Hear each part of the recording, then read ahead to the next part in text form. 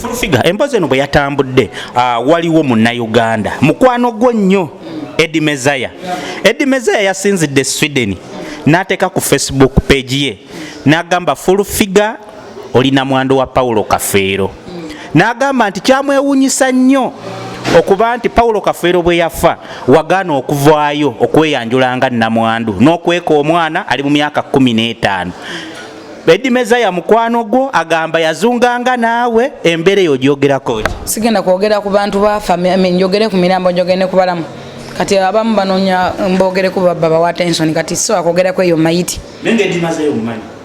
nali mbamanyi abo naye engeri gye baafa sibamanyi nnyo kati so akwogera ku bantu mudulabo oyo alina obujja n'obukyayi yasibako omutwale wa president Museveni ate nga talina kyamugamba ye agamba agenda president amuwe ssente bw'ajja abeera wange gyali emmere talina waasula takola kiyantwale wanyina ali wali ku buyumba bwe Namasu awo mu mazzi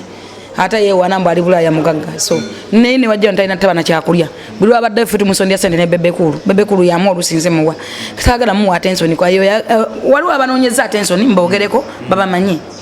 abala balowooza nti banoonya comeback mu bantu so kati oyo samu wa time kati namwe mukimanyi bulungi ebiseera byanko Paulo Kafeero ebiseera byaki nali sinabana kubeera muntu ng'ategeera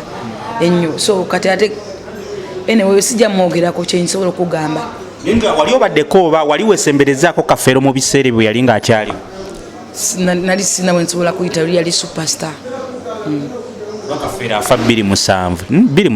yali superstar nga tumusanga omujjewa kati sotombuza na nonsense nawe mbuze bigasa TV yo